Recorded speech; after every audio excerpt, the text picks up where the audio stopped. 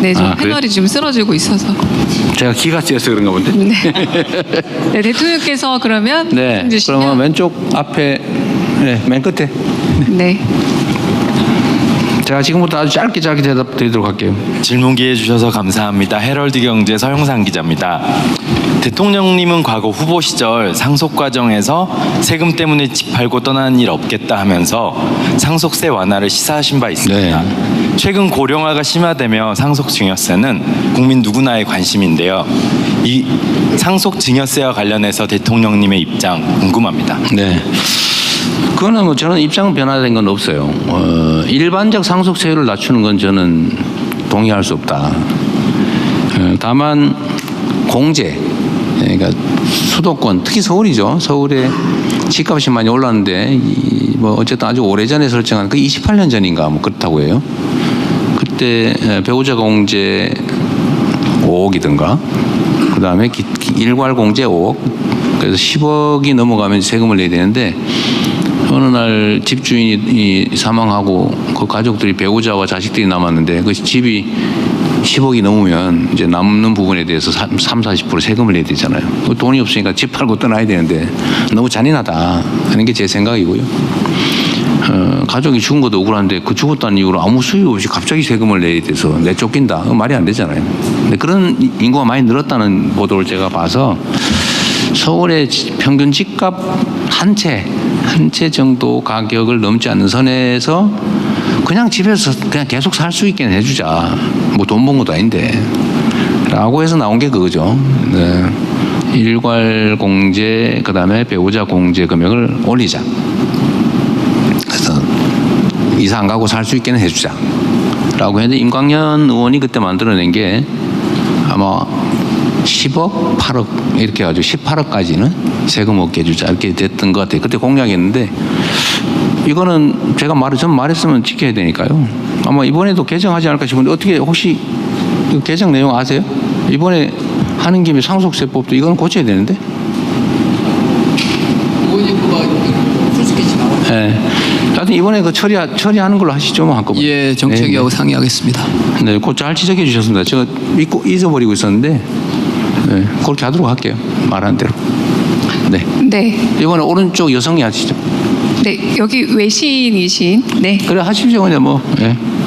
미국 ABC 뉴스 조주 기자입니다. 시간을 위해서 제가 그냥 한국어로 할게요. 영어로 해도 될까요? 영어로 하세요. 네. So in line with your pragmatic policies, you've recently appointed JYP from JYP Entertainment. I'm sure he'll do a really good job. He's not afraid of opening doors. But is this a signal that your government is going to take a more active role in promoting Korean culture abroad? But then there's also concern that you need to draw a line if you want to preserve creative freedom. So what is your policies or what's your thought on drawing the line between creative freedom and helping out? 네, 대통령님께서 그 실용 외교 기조에 따라서 최근에 박진영 대중문화 장관직에 임명을 하셨습니다. 그래서 잘 하신 결정이라고 생각을 하고 특히나 JYP는 문을 여는 것에 대해서는 두려움이 없는 사람으로 알고 있습니다. 그래서 이러한 결정이 한국 문화를 해외에 더 적극적으로 홍보하겠다는 신호인 것인지 여쭙고 싶습니다. 특히나 또 문화 산업에 있어서 정부의 지원을 어디까지 할 것인지에 대한 선을 긋는 것이 중요하다는 그런 일각의 지적도 있습니다. 그래서 창의성을 키우는 것과 또 정부가 나서는 것에 대해서 어떠한 생각을 가지고 계신지 여쭙겠습니다. 네. 제가 새로운 정부의 산업 경제 정책을 이제 자주 얘기했는데 그 중에 핵심 중에 하나가 문화산업을 키우는 겁니다. 문화산업. 제가 장관도 지금 최희영 장관을 현장에 계시던 분을 모셔왔더니 우리 문화예술인들이 예술인들의 영혼을 모욕했다 막 이렇게 얘기를 해요. 문화예술은 돈벌이가 주가 아니다 뭐 그런 얘기예요. 저도 그 점은 이해하죠. 박진영 씨는 대중문화, 대중문화교류위원장이라는 직함을 가지고 있고 기존에 있던 문화예술 창달을 위한 문화예술위원회 이런 건 별도로 실제로 계속 활동할 겁니다. 순수예술, 창작활동, 문화예술인에 대한 지원은 대폭 확대할 거고요. 이번에 확대했고요. 다만 이거를 산업화해서 세계로 진출하는 문제는 또 다른 문제죠. 마침 대한민국이 가지고 있는 여러 장점들이 있는데 그 중에 하나가 저는 문화 역량이라고 생각합니다. 김구 선생이 얘기했던 거죠. 그리고 대한민국 국민들의 문화 역량은 제가 그 책을 잊어버렸는데 옛날 그 수천 년 전 중국 역사서에 나오죠.